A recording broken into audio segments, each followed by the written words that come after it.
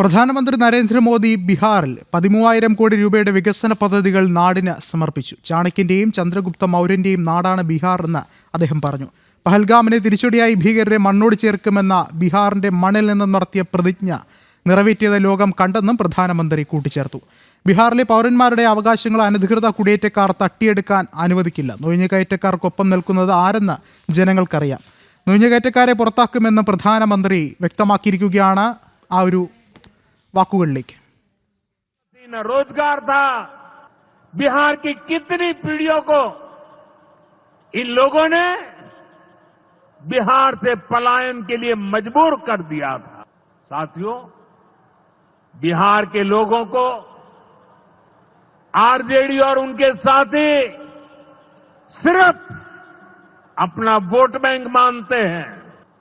उन्हें गरीब के सुख दुख, गरीब के मान सम्मान से कोई मतलब नहीं है. കൂടുതൽ വിവരങ്ങളുമായി എസ് നന്ദഗോപൻ ചേരുന്നുണ്ട്. നന്ദൻ, ഒരിക്കൽ കൂടി ബീഹാറിൽ ആവശ്യമായി മാറുകയാണ് പ്രധാനമന്ത്രി നരേന്ദ്രമോദി. എന്തൊക്കെയാണ് അദ്ദേഹത്തിന്റെ മറ്റു വാക്കുകൾ? എസ് നന്ദഗോപൻ ഒരിക്കൽ കൂടി ചേർന്നുണ്ട്. നന്ദൻ, എന്തായാലും നമുക്കറിയാം, മുൻപ് അദ്ദേഹം ബീഹാറിൽ വന്നിരുന്നു. അവിടെ നടത്തിയ പ്രതിജ്ഞയ്ക്ക് പിന്നാലെയാണ് ഇപ്പോൾ ഓപ്പറേഷൻ സിന്ദൂറിന്റെ വിജയത്തിന് ശേഷം വീണ്ടും ഒരിക്കൽ കൂടി ബീഹാറിലേക്ക് പ്രധാനമന്ത്രി എത്തുന്നത്. എത്രത്തോളം ആവേശമാണ്?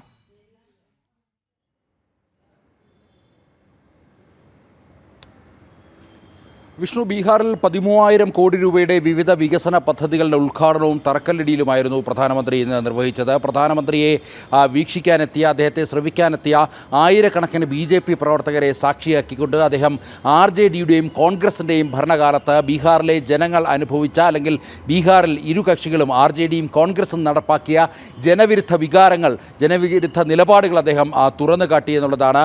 പ്രത്യേകിച്ച് RJD ഭരണകാലം ബീഹാറിൽ ഇരുട്ടിൻ്റെ കാലഘട്ടമായിരുന്നു എന്നുള്ളതാണ് പ്രധാനമന്ത്രി ഓർമ്മിപ്പിച്ചത്. കോൺഗ്രസ് അങ്ങനെ RJD ഭരിക്കുമ്പോൾ കോൺഗ്രസ് വലിയ രീതിയിൽ ഉറക്കം നടിക്കുന്ന സാഹചര്യമായിരുന്നു ഉണ്ടായിരുന്നതെന്നും പ്രധാനമന്ത്രി വ്യക്തമാക്കി.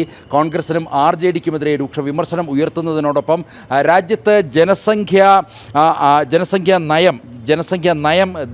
ദൗത്യം നടപ്പാക്കുമെന്ന് അദ്ദേഹം വ്യക്തമാക്കി. ജനസംഖ്യാ ദൗത്യം എന്നുള്ളത് ഈ ജനസംഖ്യ ആനുപാതികമായി തന്നെ ക്ഷേമ വികസന പദ്ധതികൾ നടപ്പാക്കാനുള്ള രീതിയാണ്. അത് രാജ്യത്ത് നടപ്പാക്കുമെന്നുള്ളത് അതിനുവേണ്ട നിർദ്ദേശം നൽകിയതായി പ്രധാനമന്ത്രി വ്യക്തമാക്കി. മാത്രമല്ല, രാജ്യത്ത് അനധികൃത കുടിയേറ്റക്കാരെ സംബന്ധിച്ച് നിരവധി ആശങ്കകൾ നിലനിൽക്കുന്നു. പ്രത്യേകിച്ച് ബീഹാറിൻ്റെ അതിർത്തി മേഖലയിലേക്ക് വ്യാപകമായി അനധികൃത കുടിയേറ്റം ഉണ്ടാകുന്നു. അവിടെ ജനസംഖ്യ അതിവേഗം വർദ്ധിക്കുന്നതായാണ് പ്രധാനമന്ത്രി വ്യക്തമാക്കിയത്.